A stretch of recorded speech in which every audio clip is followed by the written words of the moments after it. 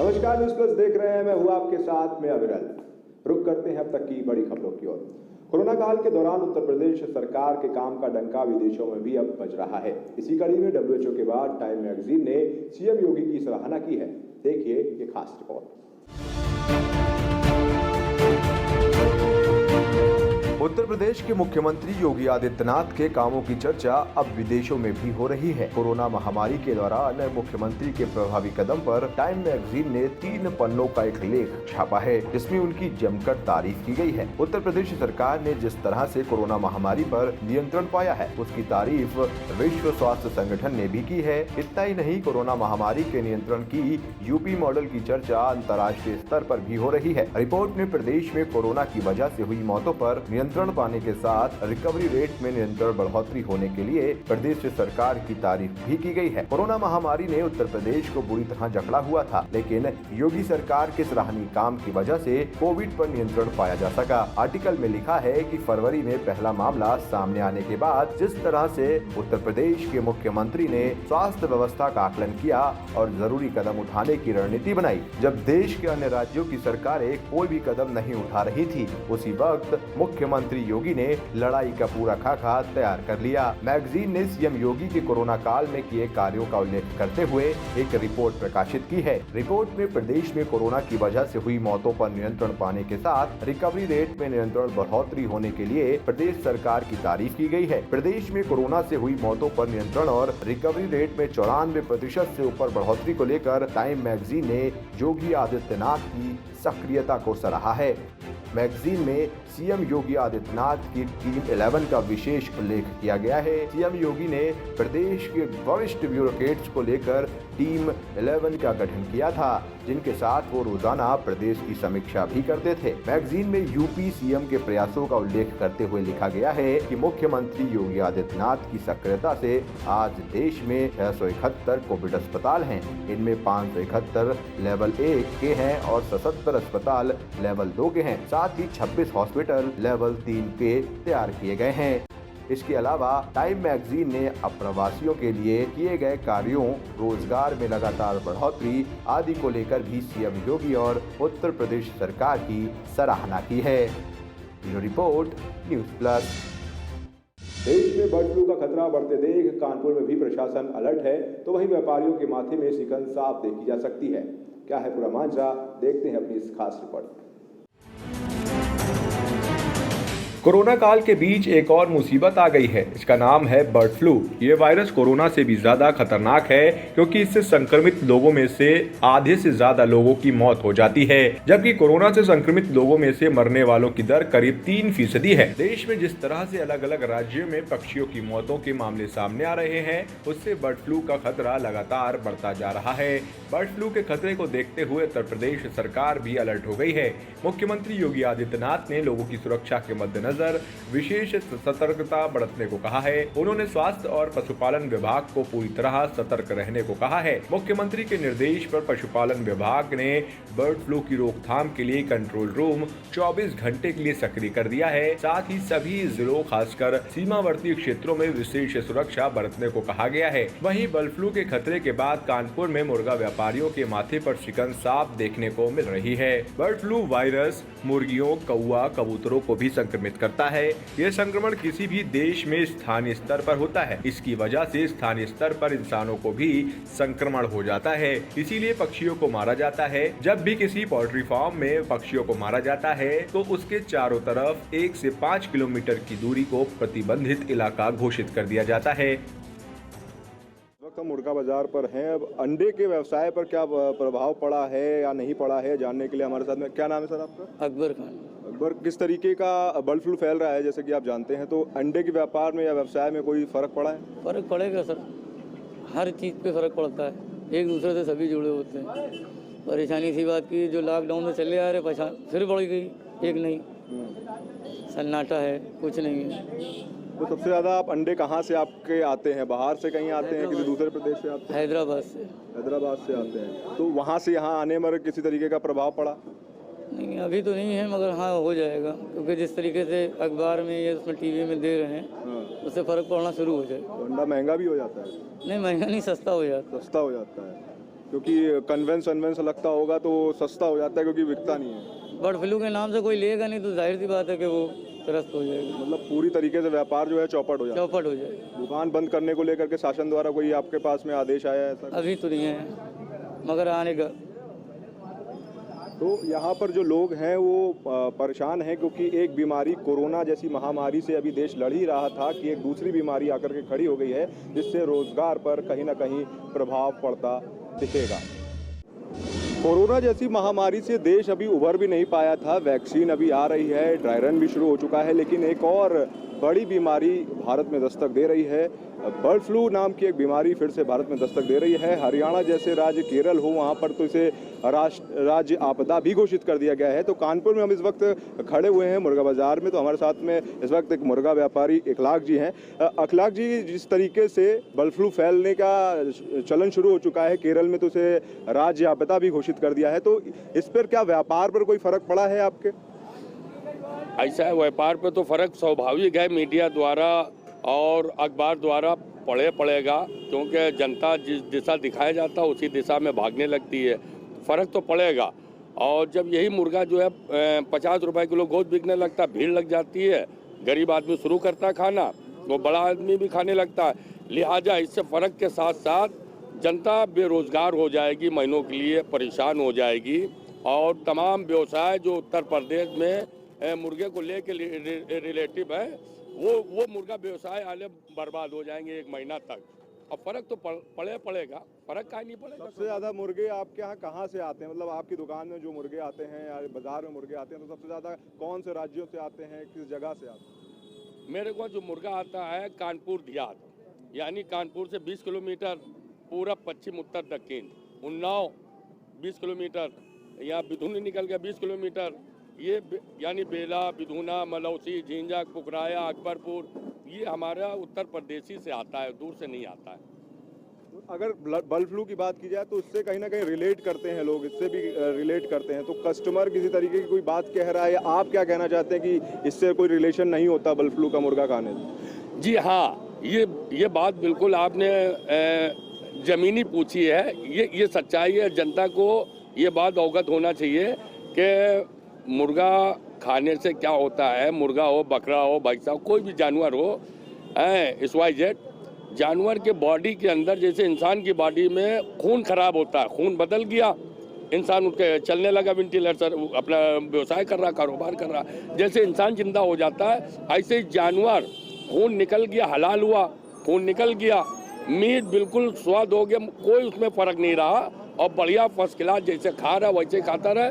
और बीमारी ऑलरेडी जिंदगी भर रही थी, जैसे इंसान को नज़ला, जुकाम, खांसी, बर्ड फ्लू का मतलब ये है बुखार, जुकाम, ये जाड़े में हो ही जाता है बुखार, जुकाम। लिहाजा इससे कोई फर्क नहीं ना, मुर्गा खाने, मुर्गे के ऊपर, गोश्त, मीट के ऊपर, मांस के ऊपर कोई फर्क नहीं, खून निकल गया, ब्लड निकल गया, मांस सही हो। शासन प्रशासन द्वारा ये भी कहा जा रहा है कि बाजारों को बंद कराने को लेकर के, दुकानों को बंद कराने के लेकर के आदेश दिए गए हैं, क्या ऐसा अभी आप तक का कोई मैसेज आया है प्रशासन द्वारा?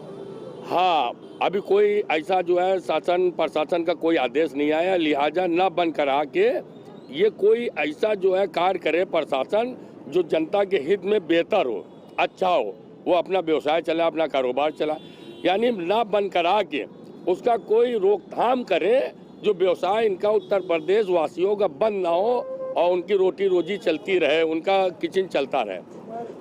तो किस तरीके से आप देख सकते हैं कि यहाँ पर जो व्यापारी थे उनका ये कहना है कि बर्ड फ्लू जरूर फैल रहा है, लेकिन प्रशासन द्वारा अगर बाजार ना बंद करा करके उसका कोई दूसरा तरीका निकाला जाए तो व्यापारियों के लिए भी हित की बात होगी।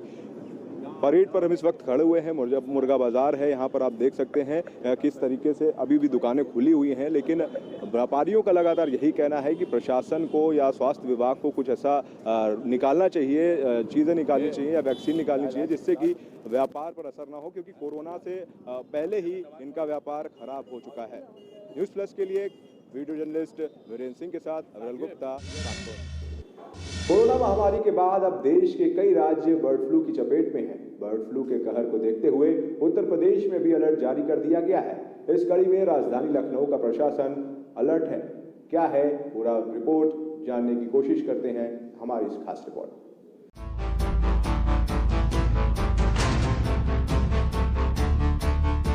कोरोना महामारी के बीच बर्ड फ्लू ने भी दस्तक दी है। इसका नतीजा है कि उत्तर प्रदेश के मुख्यमंत्री योगी आदित्यनाथ ने पशुपालन विभाग को अलर्ट मोड पर रखा है। विभागीय अधिकारियों की माने तो जनपद मंडल स्तरीय और पशु चिकित्सकों को एडवाइजरी जारी कर दी गई है। इस एडवाइजरी में साफ तौर पर कहा गया है कि लोकल दुकानदारों और बाहर से आने वाले पक्षियों, मुर्गी आदि पर निगरानी रखी जाए और अगर मास लेवल पर पक्षियों की मृत्यु होती है तो उनका सैंपल लेकर लैब भेजा जाए। पशुपालन विभाग के निदेशक रोग नियंत्रण एवं प्रक्षेत्र के डॉक्टर रामपाल सिंह का कहना है कि कंट्रोल रूम तैयार कर लिया गया है। अगर पक्षियों में बर्ड फ्लू की पुष्टि होती है तो 10 किलोमीटर के एरिया को रेड जोन में तब्दील कर दिया जाएगा और उस इलाके के पक्षियों को किलिंग की जाएगी। यही एकमात्र तरीका है। आज से भी बर्ड फ्लू के लिए उत्तर प्रदेश में पूरा अलर्ट जारी कर दिया गया है और सभी जनपद स्तरीय, मंडल स्तरीय और पशु चिकित्सा अधिकारियों को निर्देश दे दिया गया है कि उनके क्षेत्र में आने वाले जो भी पोल्ट्री फार्म हैं या छोटे मार्केट में मुर्गियां बिकती हैं या और भी बाहर से जो आ रही हैं उन पर वो निगरानी रखें। उन निगरानी में उनको ये ध्यान रखना है कि पक्षियों की मृत्यु कहीं अचानक या अधिक तो नहीं हो रही है। अगर उनकी मृत्यु अधिक हो रही है तो तुरंत वो उनके सैंपल को कलेक्ट करके वो हमारा एक लैब है भोपाल में वायरस डिजीज की टेस्टिंग के लिए, तो वहाँ पर वो सैंपल भेजेंगे। लेकिन अभी तक हमारे स्टेट में कहीं से कोई रिपोर्टिंग नहीं है और बाकी कंट्रोल रूम यहाँ बना दिया गया है। विभाग पूरी तरह से अपने स्तर पर, जनपद स्तर पर, मंडल स्तर पर पूरी कार्रवाई कर रहा है। जो भी आवश्यक उसके लिए पीपी किट और अन्य किसी सामग्री उपकरण की आवश्यकता है वो व्यवस्था करने के निर्देश दे दिए गए हैं। देश भर में कोरोना महामारी के बीच अब बर्ड फ्लू ने भी दस्तक दे दी है और शायद यही वजह है कि देश के अलग अलग राज्यों में पक्षियों की मौतें बृहद संख्या पर हो रही हैं। अगर बात करें उत्तर प्रदेश की तो उत्तर प्रदेश के मुख्यमंत्री योगी आदित्यनाथ ने पशुपालन विभाग को अलर्ट मोड पर रखा है और अधिकारियों का साफ तौर पर यह कहना है कि एडवाइजरी जारी कर दी गई है और पशु चिकित्सालयों को साफ तौर पर निर्देशित किया गया है कि वो अपने आने वाले एरिया में निगरानी रखें। कोई भी पक्षी अगर आ रहा है या फिर अगर लोकल दुकानदार हैं जो मुर्गियाँ बेचते हैं उनको लेकर भी एडवाइजरी जारी कर दी गई है। साफ तौर पर अधिकारियों का ये कहना है कि अगर मास संख्या में पक्षियों की मौतें होती हैं तो साफ तौर पर उनकी सैंपलिंग जो है वो लेबोरेटरी तक जाएंगी और अगर उनपे बर्ड फ्लू की पुष्टि होती है तो उस 10 किलोमीटर के एरिया को रेड जोन में घोषित कर दिया जाएगा। बहरहाल अगर उत्तर प्रदेश की बात करें तो उत्तर प्रदेश में अभी तक ऐसी कोई घटना सामने नहीं आई है, लेकिन जिस तरीके से अलर्ट मोड पर उत्तर प्रदेश को रखा गया है कहीं ना कहीं जो अधिकारी हैं वो अधिकारी अपनी जिम्मेदारियों को निभाते हुए नजर आ रहे हैं और साफ तौर पर पूरे उत्तर प्रदेश में जो बर्ड फ्लू को लेकर एडवाइजरी जारी की गई है उस एडवाइजरी को रखा जा रहा है। राजधानी लखनऊ से न्यूज़ प्लस के लिए अभिषेक पांडे।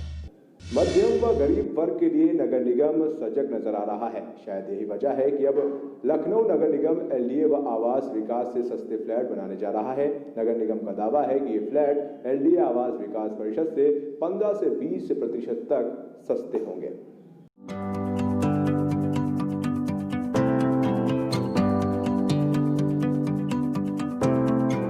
राजधानी लखनऊ में अपना घर बनाने वालों के लिए अच्छी खबर है। मध्य व गरीब वर्ग के लिए नगर निगम सजग नजर आ रहा है। शायद यही वजह है कि अब नगर निगम एलडीए व आवास विकास से सस्ते फ्लैट बनने जा रहे हैं। नगर निगम का दावा है कि ये फ्लैट एलडीए व आवास विकास परिषद से 15 से 20% तक सस्ते होंगे। नगर आयुक्त अजय कुमार द्विवेदी के मुताबिक लगभग 700 फ्लैट्स बनाए जाने हैं। ये flats economic weaker section, low income group वालों के लिए अलग अलग श्रेणियों में होंगे। योजनाओं में एक पारा की प्रधानमंत्री आवास योजना है, दूसरी रायबरेली रोड किनारे होमेक्स सिटी के पास सब वित्त पोषित योजना। देखिए औरंगाबाद खालसा स्थित ये टाउनशिप है, इसके बगल में ओमेक्स सिटी भी बना हुआ है। यहाँ पे लगभग 700 अपार्टमेंट्स बनाए जाने हैं और ये अलग अलग श्रेणियों में बनाए जाएंगे। इसमें economically weaker section, low income group से लेकर हाई इनकम ग्रुप तक हैं।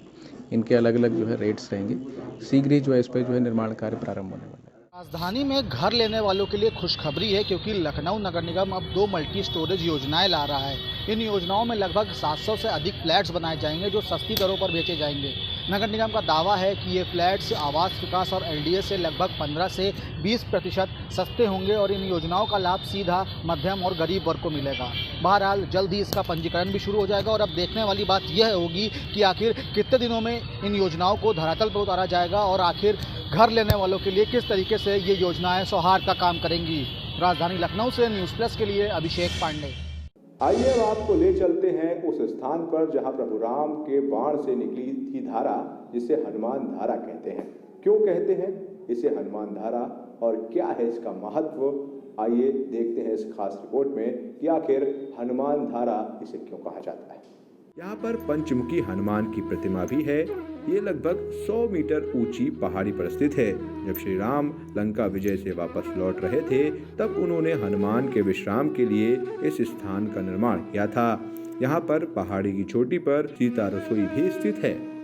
स्पेशल डेस्क न्यूज़ प्लस पर है। उत्तर प्रदेश के सीतापुर नामक स्थान के समीप ये हनुमान मंदिर स्थापित है, जो हनुमान धारा के नाम से प्रसिद्ध है। हनुमान धारा के बारे में कहा जाता है कि जब श्री हनुमान जी ने लंका में आग लगाई, उसके बाद उनकी पूंछ में लगी आग को बुझाने के लिए वो इसी स्थान पर आए थे, जिन्हें भक्त हनुमान धारा कहते हैं। ये विध्यांस के शुरुआत में रामघाट से 4 किलोमीटर दूर है। एक चमत्कारी पवित्र और ठंडी जल धारा पर्वत से निकलकर हनुमान जी की मूर्त की पूंछ को स्नान कराकर नीचे कुंड में चली जाती है। कहा जाता है कि जब हनुमान जी ने लंका में अपनी पूंछ से आग लगाई थी तब उनकी पूंछ पर भी बहुत जलन हो रही थी। राम राज्य में भगवान श्री राम से हनुमान जी विनती की जिससे अपनी जली हुई पूंछ का इलाज हो सके। तब श्री राम ने अपने बाण के प्रहार से इसी जगह पर एक पवित्र धारा बनाई, जो हनुमान जी की पूंछ पर लगातार गिरकर पूंछ के दर्द को कम करती रही।